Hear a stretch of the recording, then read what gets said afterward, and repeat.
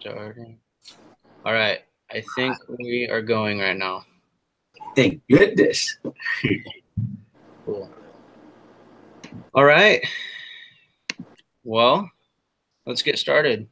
Yep. Okay. So the first thing, I guess, what were some immediate things that stuck out to you from the readings? Do you want to go first, Don? I think you can go first. First. Yeah, you can go first. Okay. Um. Okay. Let me check. Something that really interesting when I read the reading was like when how it talks about the deep cultures. For me, because I thought that culture is just like the simple things that we see Mhm. like every day in our lives, something happening surrounding us. But actually, the deep culture is something that we can't really see. It's something that we can just create the environment that we go to. It's like exposing ourselves to new cultures because you don't really know it really exists. Like Yeah. for me, coming from Tonga is like my first time here in Hawaii. Yeah? So there's a really big difference. The cultures here in Hawaii and Tonga. For example, I'm not really much of a hugger and calling senior people's like uncle, aunties, because back in Tonga, we refer that to families, like actual families, blood families. Actually, call your uncle's uncle.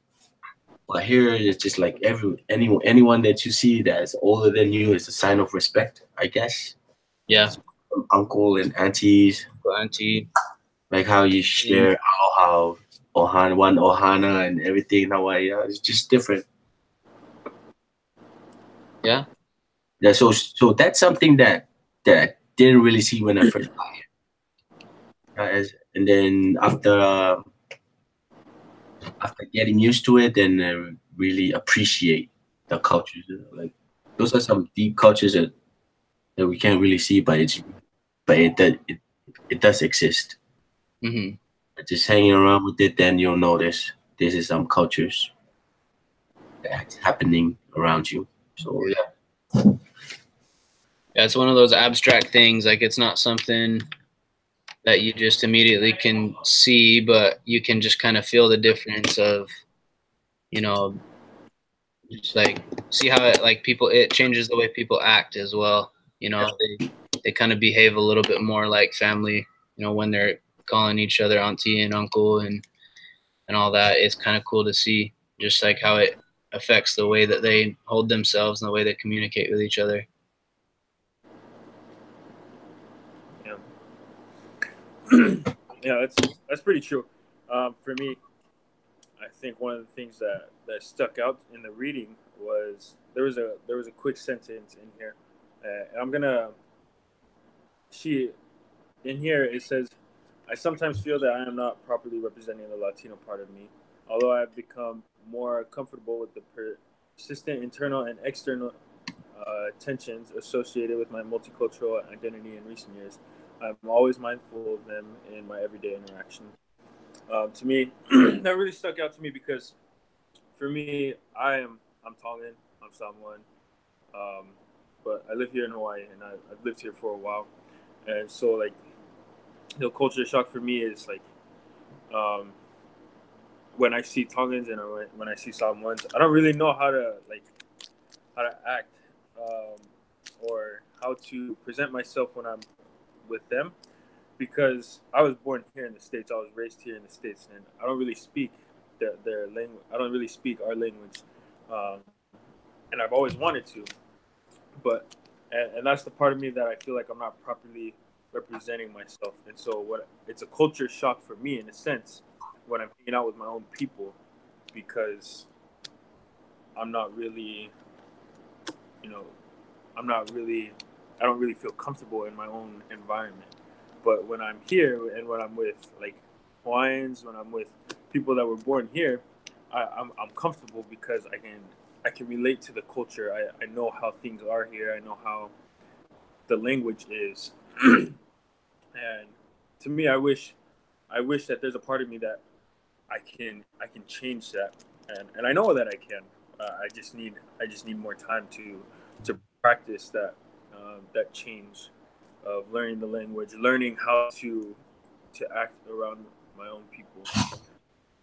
It's interesting because, like, you know, like you said, you Tongan and Samoan, and so naturally other Tongans and Samoans are gonna relate to you in that way, you know, because you have that bond together. You know, but you weren't ever really raised in that atmosphere as much, like, you know, your family was, but, you know, so you just kind of like along the lines of what they were talking about in some of those articles of, you know, kind of placing certain stigmas on people. You know, you have those on you because of your ancestry and your family, but in reality, the way you were raised is in a different way.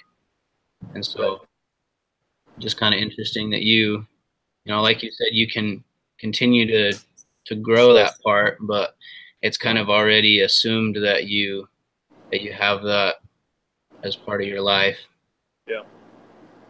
And the cool thing is that we can always change. We can always adjust ourselves to the culture. We can always, if we're willing. And I think that that's something that this article is big on too. Is learning to adapt to cultures as well.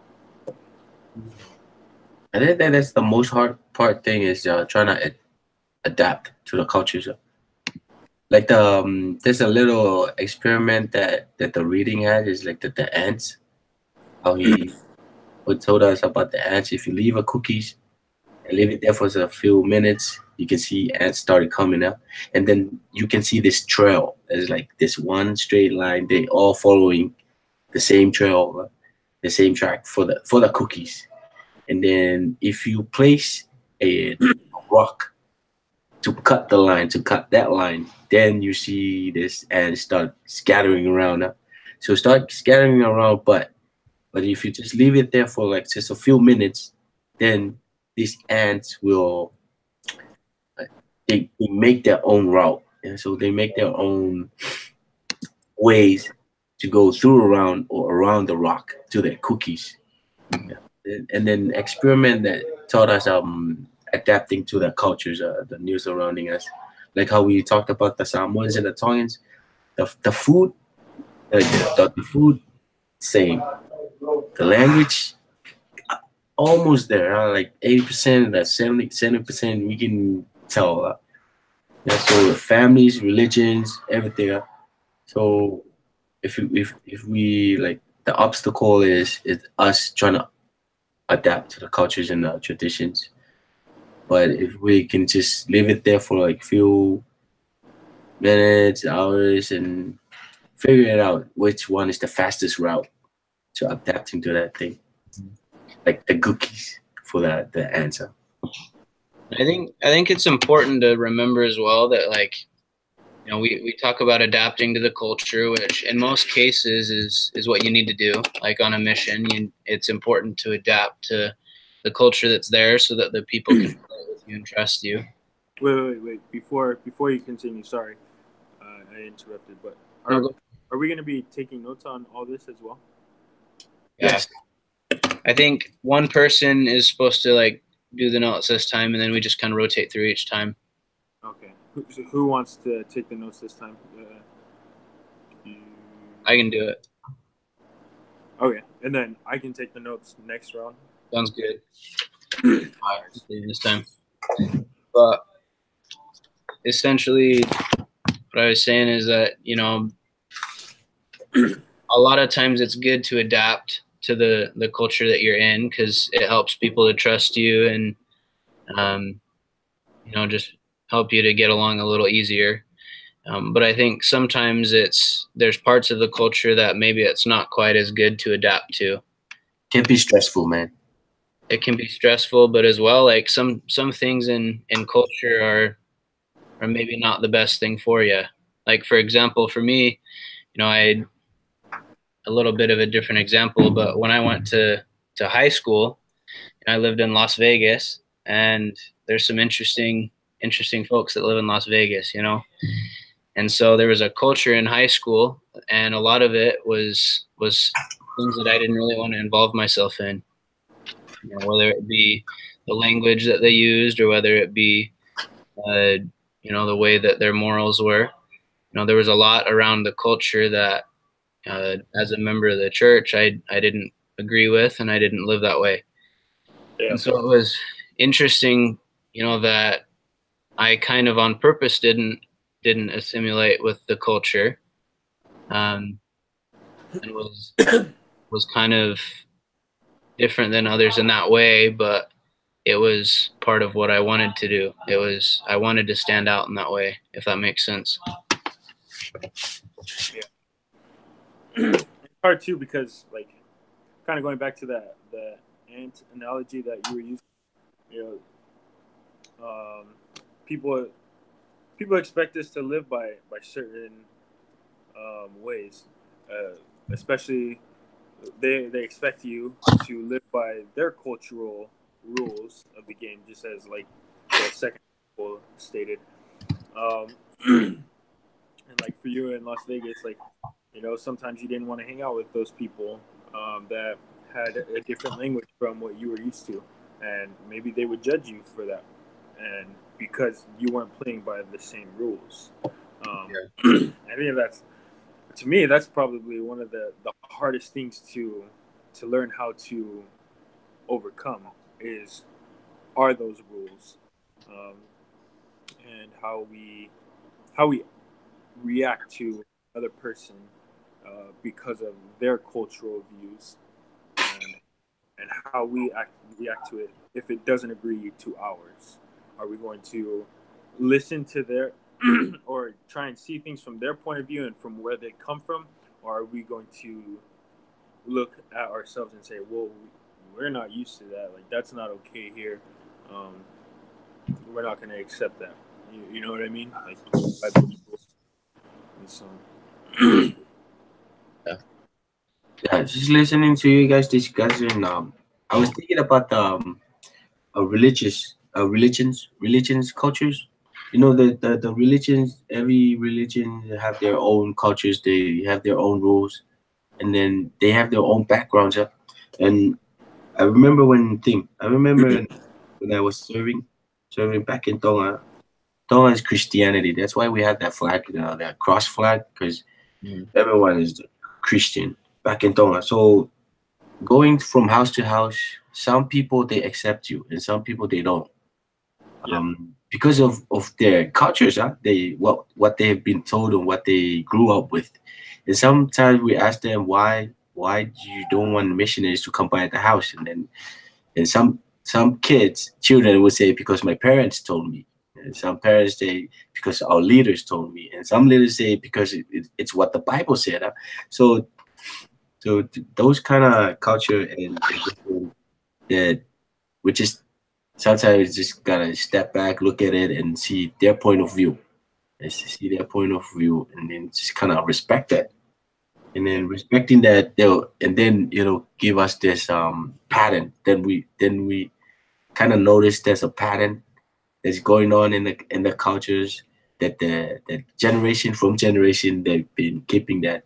But sometimes those pattern generations, the newer generation, they don't really understand why are they doing this, but just because it's a culture, it's a tradition they've been doing.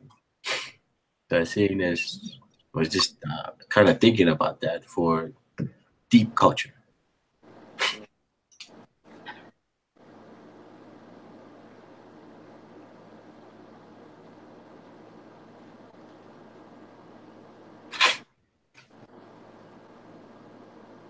Taking notes. These things are kind of interesting. Like how we're discussing it right now, I didn't really even think about what you guys were gonna say. Then those are new things. Write it down. I didn't notice. That's good, and especially like let's relate this to this group right here. We're coming from three different parts Yeah. of the world. We're coming from three different cultures. Like, although me and Alan were both born and raised here in America, we come from different parts of America, and America has different cultures within itself. And so, like, this group right here, gathering is also helping us see from other points of views as well, and helping us see how we, as not only students, but as, you know, communities and the world, how we can, and the society, we can come together and fix problems that are in that may like cause cultural problems within the world.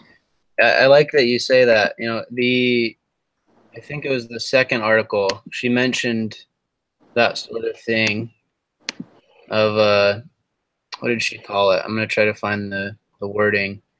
But basically, just as you communicate with people, as you learn about them, and they learn about you, you're kind of able to break down those stereotypes, and kind of reevaluate who you are as a person. You know, as you learn about the new culture, but as you share, here's what she said: co-creation and recreation.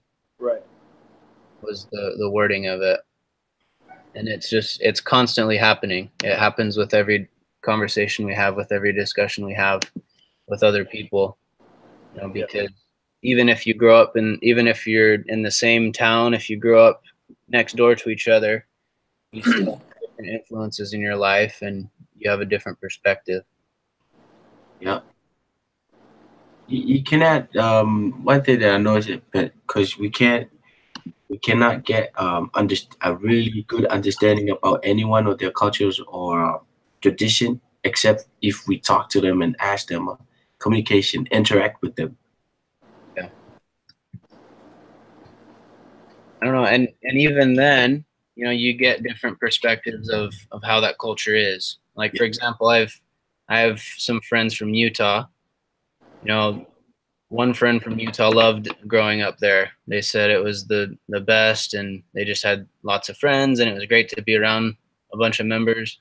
But I talked to somebody else who grew up in Utah, and their experience was a lot different. You know, the people that they were around were not the best influences, or, you know, they people weren't kind to them. And so I think it's interesting just how it's the same culture, you know, it's the same place, it's the same people, but just that person's perspective, or where they're coming from, they had a lot different of an experience than the other people.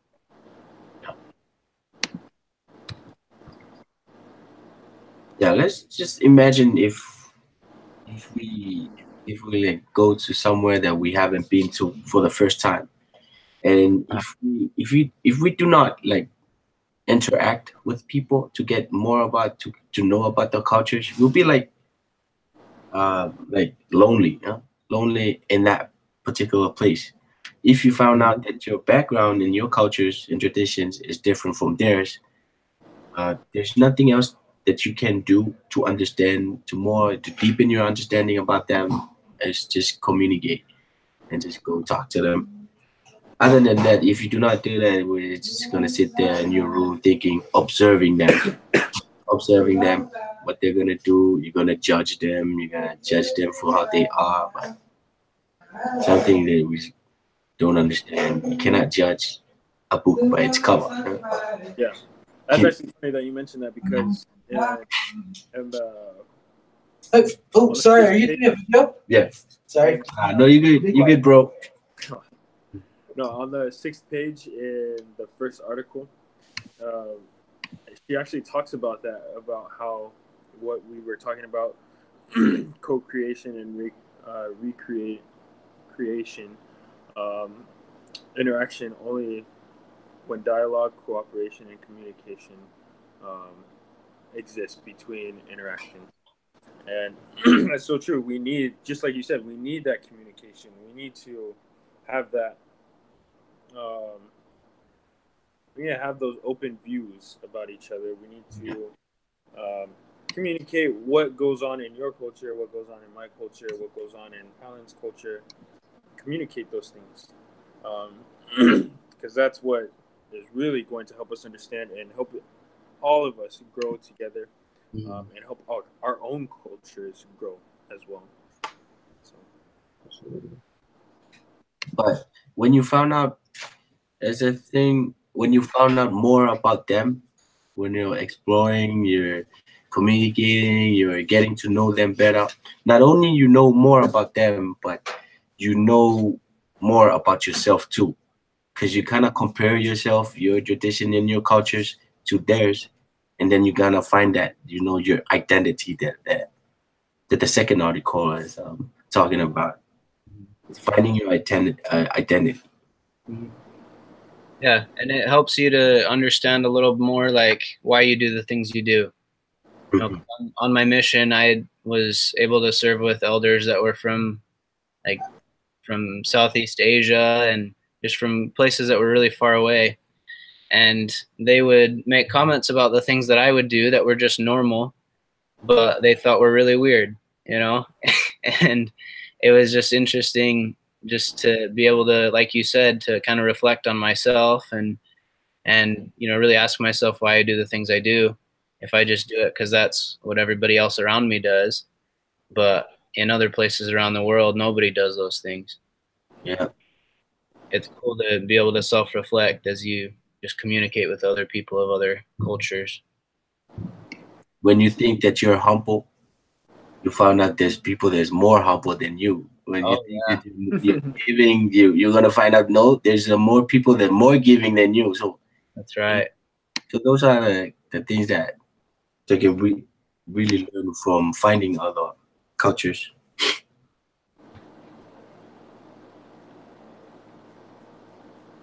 So one of the questions that we were asked to prepare for this was to jot down a bunch of different cultures that we're involved in and how some of them work together really well and how others kind of cause conflict. So I'm interested to hear about some of y'all's. One culture that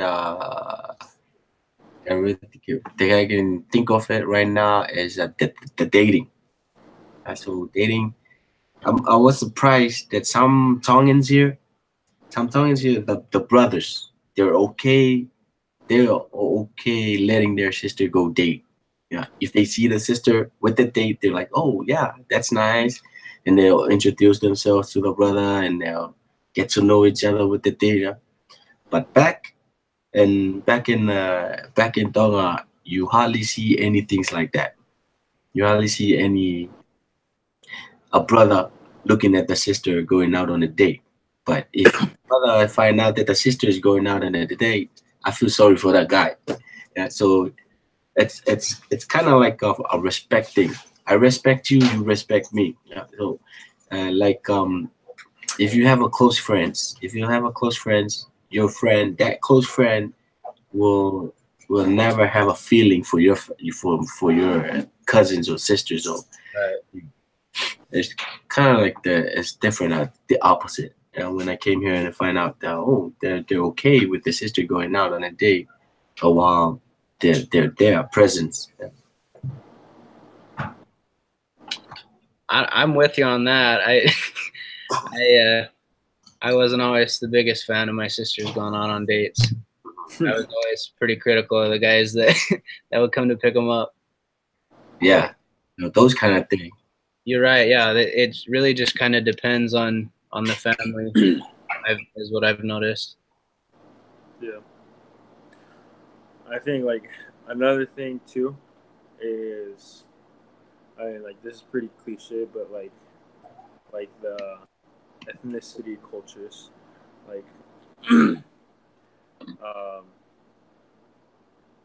in some ways, ethnicity is mixed very well. I'm gonna give it for instance, blacks and whites. there are so many people that that argue just because of their skin colors, and that they disagree with somebody just because of their skin colors. But at the same time, there are so many people like in the similar, like as in vice versa. There are so many similarities where somebody will defend um, somebody because of their skin color, even if they're a different skin color, like go white. Like there, some of my friends that I have that are white and black back in California, they the there are some of my friends in my friend groups where I have a white friend and a black friend, and they are super close to each other. They're like brothers. But if you like go throughout my high school, it's not always like that.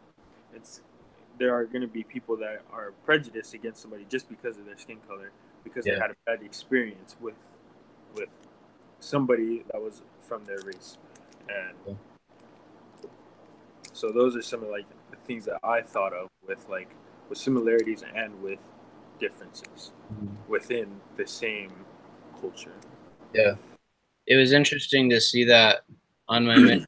I served in Houston, Texas, which is pretty far into the South, and it was interesting to see just kind of the culture like between the white people and the black people, that it was very divided. And in that, back home in Vegas, you know, everybody just kind of lives, or like you never know who you'll knock into. If you'll knock the door of a black person or a white person, they all live in the same areas. They all live together.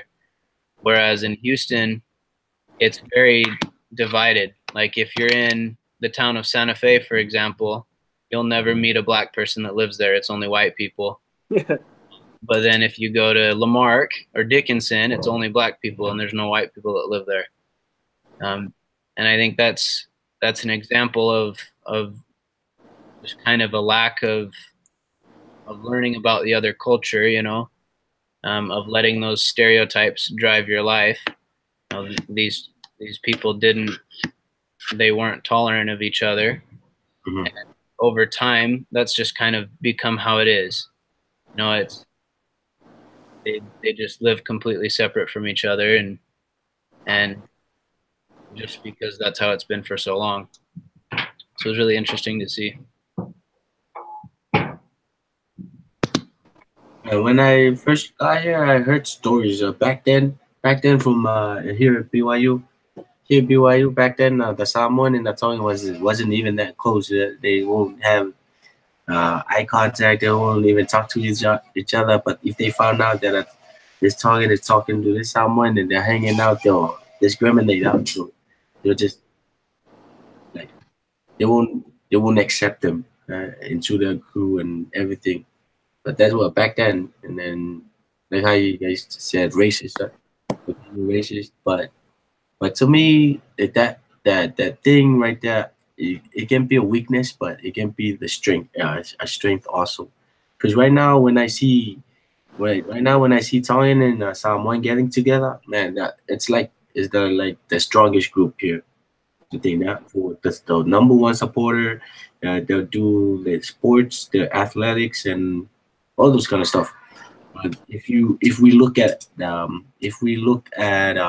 rugby players, football, there are like famous people that they work together and they'll never know when you're end time they will actually work together. But back then it was like kind of discriminate everyone from races, skin colors, and everything like that.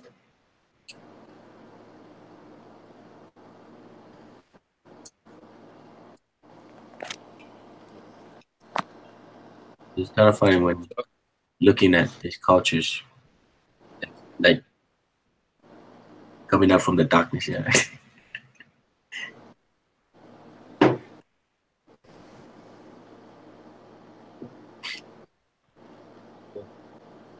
I think we're about coming to a close.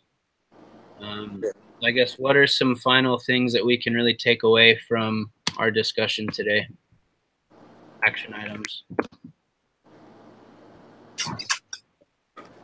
I think one of the biggest topics that we touched on right now with cultures is